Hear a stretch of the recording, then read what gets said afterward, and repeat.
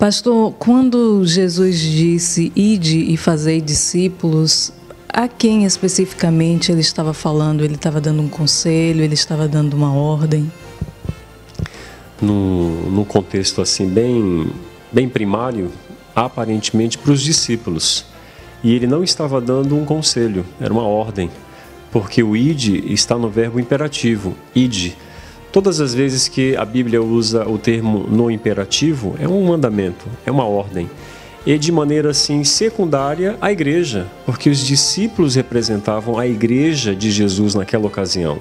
E hoje todos os seguidores de Cristo Jesus têm esse mandamento de fazer discípulo, tornar o seguidor não só um seguidor, um discipulador.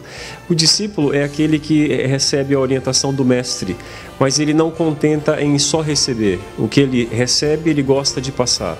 E essa é a nossa maior responsabilidade como cristãos, de passar as orientações que recebemos de Cristo de maneira prática, não só na teoria, mas usando a vida como exemplo dos princípios que foram estabelecidos por Cristo.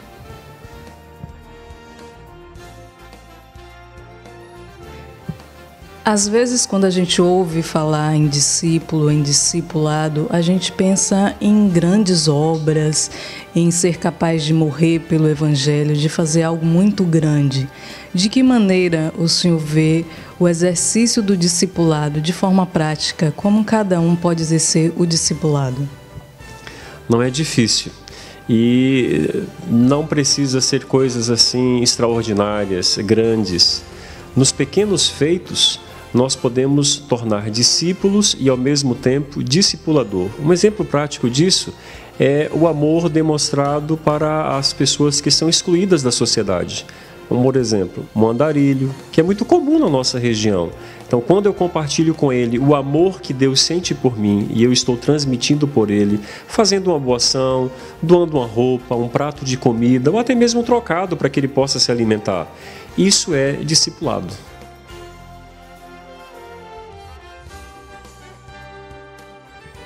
Em relação às mídias sociais, o Twitter, o Facebook, você acredita que as mídias sociais podem ser utilizadas para o exercício do discipulado?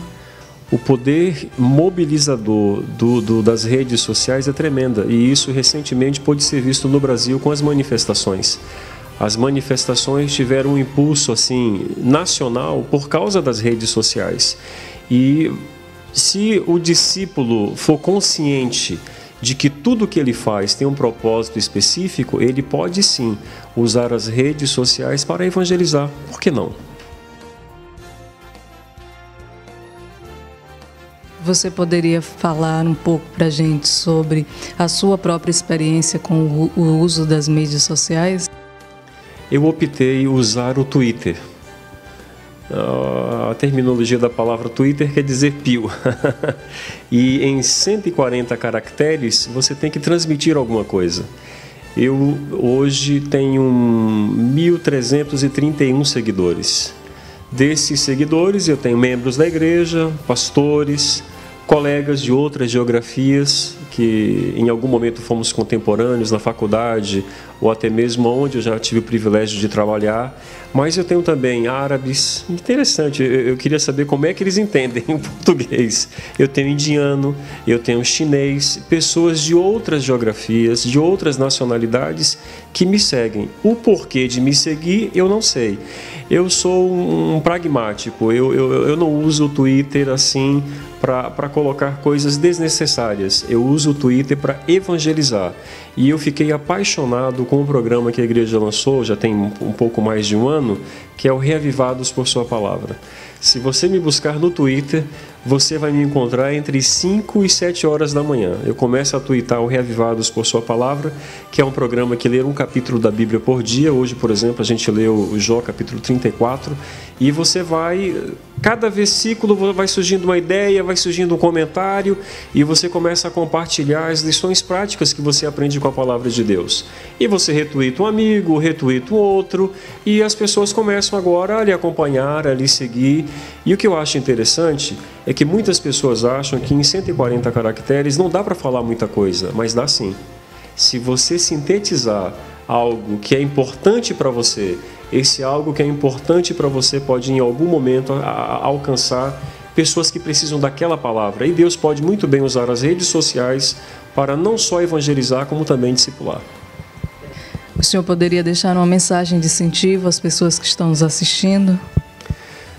Com a mesma intensidade que você posta uma foto, um comentário de um restaurante, de um hotel ou de um lugar paradisíaco que você visitou, você muito bem pode compartilhar o amor de Jesus e a salvação de Cristo por intermédio do Face, do Twitter e de tantas outras redes sociais que existem por aí que são usadas. Eu estou falando das mais usadas, o Face e o Twitter. Com um pequeno gesto, uma pequena fala, você pode transformar a vida de alguém. Eu sou pastor evangélico, há 16 anos eu sirvo a Igreja Adventista do Sétimo Dia como pastor. Eu não ouvi dizer ainda de uma pessoa se converter por intermédio do Face. Eu não ouvi dizer ainda de uma pessoa se convertida diretamente por causa de um Twitter, mas isso vai acontecer. Nas pequenas coisas, nos pequenos gestos, Deus está atuando. O Espírito de Deus pode atuar e pode alcançar, sim, esta vida que está lá dependendo de uma palavra, de um exemplo, de um testemunho, de uma fala, de um discípulo, de um cristão, de um servo de Cristo. Use as redes sociais para falar mais do amor de Deus, para testemunhar mais e, talvez, quem saiba, discipular mais jovens que com certeza vão usar a sua influência para testemunhar mais do amor de Cristo.